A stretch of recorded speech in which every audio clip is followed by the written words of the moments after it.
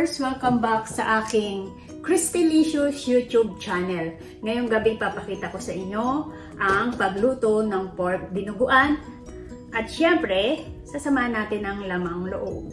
Ang ating mga ingredients, syempre gagamit tayo ng pork.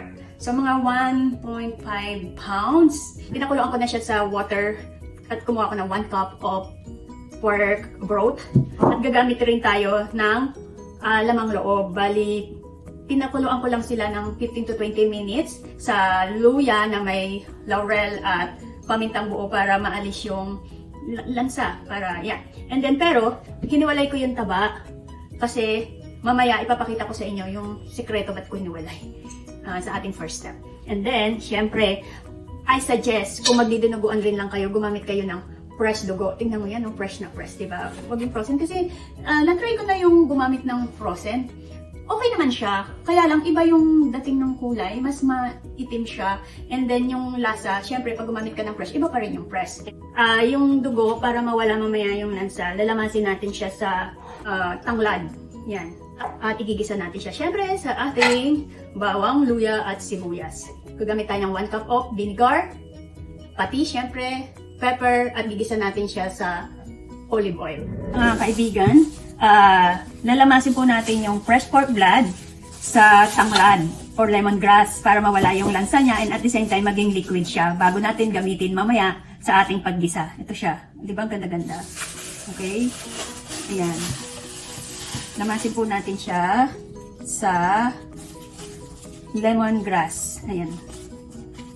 Para pampawala ng lansa. Yan. And then, konting luya lang. Ayan siya. Yan. Atin po siyang dudurugin o lalamasin para ma-liquidize. Maging liquid siya. Ito pa yung pangalawang cup. Ayan. Okay? Ayan.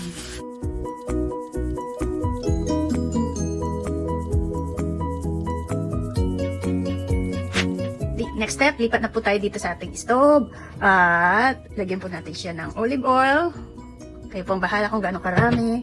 And then sabi ko sa inyo kanina, hiniwalay ko ang taba kasi ipapry natin siya dahil kukuhaan din natin siya ng panlasa. Kasi pag yan ay natusta na dyan, mas malasa yung inyong panggisa dahil yung pinagprituhan po niyan, dyan po natin igigisa ang inyong dinuguan. Okay? Ayan, tingnan na natin yung ating tinray na pork part. Ayan na siya. Ay, ayan. Pagkatapos natin alisin yung pork na pinray natin or yung pork na fat portion, yan na po yung magiging itsura niya. Yung may dikit-dikit, yan ang magdadagdag ng lasa. Gigisa na po tayo. Ilagay natin ang 1 teaspoon of butter. Yan. Usually, pag nagluluto ako, lagi kong inuuna yung sibuyas. But this time, dahil dinuguan, uunahin natin ang tanglad or lemongrass at ginger. Bakit? Bakit ko uunahin? Bakit hindi ko uunahin yung garlic? Kasi dito sa dinuguan, kailangan hindi masyadong luto yung garlic. So, sa recipe ito, atin kong uunahin ang ginger. Ayan siya. Hanggang mag-turn to light brown. Yan, naglalagay po ako ng luya dito dahil pagka yung dugo, ilalagay na natin at naglalagay ako ng lamang loob, so mawawala yung kanyang yung lasang malansa. Tsaka nakakadagdag din yan ng aroma at lasa. Pag medyo nag-turn brown na siya, dadagdag naman natin yung onion or sibuyas. Pinaghahalo ko tong puti at saka yung red onion. Okay? Ayan. Medyo okay na yung luya. Dagdag na natin yung sibuyas. Ayan. Aroma ng butter at yung ginisan yung sibuyas at luya at tanglad. Ang bango. Lumabas na yung aroma niya. Okay? Ayan, light brownin lang natin siya ng konti bago natin ilalagay itong bawang. So, medyo nag-turn brown na siya. Dadagdag na natin yung garlic. Ayan. Ito nga pala ang bigay kong tip sa inyo. Hinaan nyo na yung apoy. Usually, di ba yung salt and pepper nilalagay bandang huli na pag kayong magtitimpla na kayo. May maglalagay lang tayo ng konti. Bakit? Kasi itong salt ay food enhancer. So, pag naglagay kayo ng salt dito, yung mga ingredients lalabas, mas lalabas yung lasa. Kung ano man yung niluluto nyo o kung ano man yung recipe yung gagawin nyo. And then, pepper, lagyan na rin natin siya ng pepper. Konti lang, kasi mamaya titimplahan pa natin siya.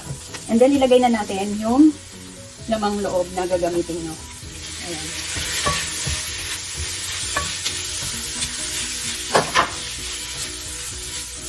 At ito. Yan. Dalawang klaseng lamang loob ang ginamit ko. Yung bituka at saka yung pork stomach.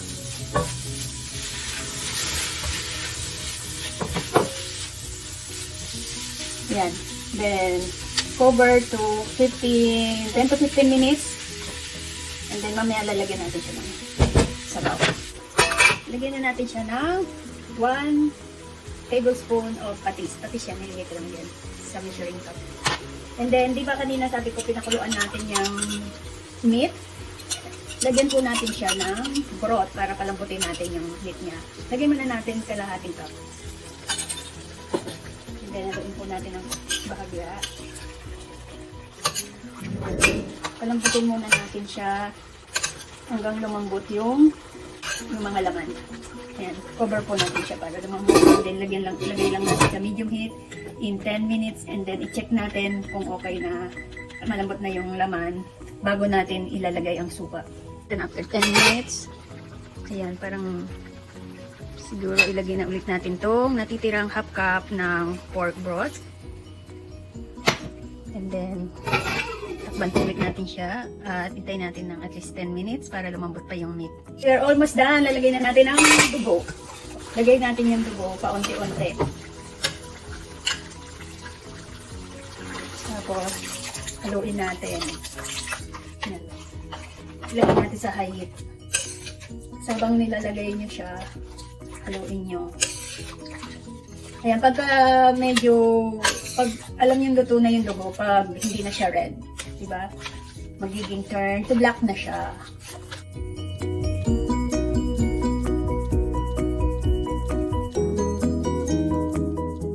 Actually, may option kayo, nung ginigisa nyo pa lang sa bawang or mantika ito, pwede nyo na sana ilagay yung sili. Kung gusto nyo ng spicy.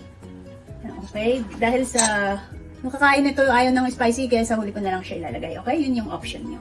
Ayan. I-high heat nyo siya and then continuous stirring para malaman nyo na kung ano pa yung idadagdag nyo. Dadagdagan pa ba natin ng suka, ng paminta. Ay, nga pala. Before I forgot, we need to add this. Dahon ng laurel. Okay? Ayan. Ayan. Bilagay pa ako ng konti. Ayan. Ayan siya. Tapos mamaya, pag luto na yung dugo, titignan na natin kung dadagdagan pa natin ng suka. Kasi dapat may konting hint ng vinegar. Tingnan natin. Parang gusto ko ilagay na yung dugo lahat. Dalawa lang naman yun na cup, diba? Tapos mamaya, pag medyo naluto na yung dugo, dadagdagan na natin siya ng suka. Huwag nang tigilan yung paghalo pag nagdagdag kayo ng dugo hanggang sa umitim siya. Kasi pag umitim na siya, diba, ibig sabihin luto na yung dugo. Ang lagi umu-order nito si Emilo. Ayan. Shout out to Emilo, ang aking fans sa dinuguan. At paulit-ulit, umu-order siya lagi ng party tray, paulit-ulit, dinuguan. At yan, ganyan gusto ko, may konti-konti rin dugo na namuok. Pero ganito lang kaliit. Ayan. Ayan. Diba, may konti siyang maliliit na, parang bits ng dugo. Ang sarap. Ganyan. Maliit lang siya. Kumulo na, lagyan ulit natin siya ng suka, and then takpan ulit natin. Tignan ko lang kung gaanong suka pa ilalagay ko. Ang sarap na. Pero wala siyang asim, so kaya may konting asim. Dagdagan ko ng suka. Lagyan mo na natin 1/4. Okay? And then lagyan natin siya ng paminta. Paghahaluin, hintayin natin maluto ang suka, takban muna natin ulit na mga... Okay, tingnan na natin siya. Yay! Ito na ang ating dinuguan. tayong taster. Ako ngayon ng taster. Okay. Ito na yung suka. So, tikman na natin siya. Kung okay na yung suka. Perfect. Ayan na.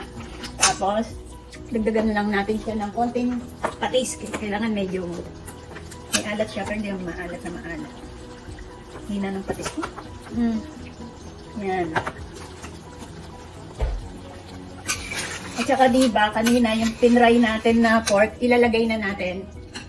Ito, yung kanina. Diba? Lagay na natin siya para dinuguan with crispy toppings. Kasi okay na yung ano niya. Lagay na natin.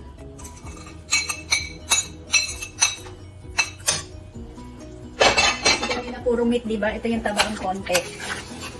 Ilagay natin para may crispy na kayong malalasahan pag tinikman nyo. Ayan. Luto na. Ngayon, final touch. Lagay na natin yung sili. Dadan. Tikman natin sa kanin. Kasi masarap yan pag tinikman sa kanin, di ba? Ay, ang sarap.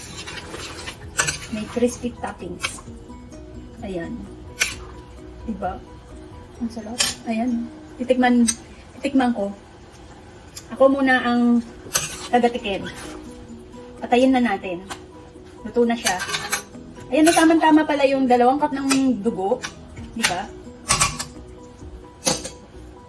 Ayan, titikman ko. Mga ka-Cristelicious. Ayan. Ito yung toppings na na crispy. Tapos lagyan natin ang baboy ng meat. At saka ng lamang loob. Ayan.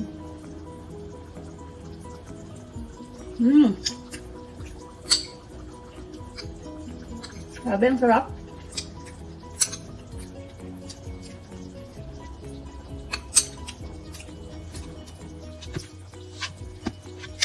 Welcome ako. Ayan. Luto ko, tikim ko. Wala. Gabi na naluto. Wala na akong ma-invite.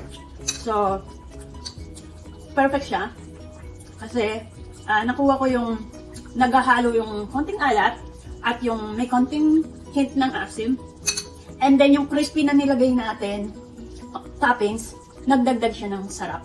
Nagdagdag siya ng lasa. Ito siya. Tapos yung combination ng lamang loob, pork, at saka fresh dugo, perfect. Kain na mga kapuso, kapamilya. Perfect. Cristelicious dinuguan. Lagay natin sa plating para makita nyo. Okay, balik ko kayo dito sa stove. Ang sarap. Grabe.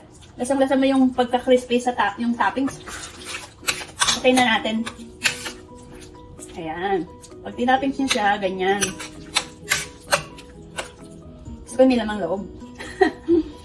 Pasaway ako eh. Ayan. Kailangan, marunong kayo mag-present din kung paano nyo i-present ang inyong niluto. Ayan. Diba? Lagyan mo ng sili. Ayan siya. At yung daon ng laurel. Ayan siya mga kapuso, mga kapamilya, mga Cristelicious. O, diba? Ang sarap. Grabe. Okay. Ang ating dinuguan. Sarap. Kain na.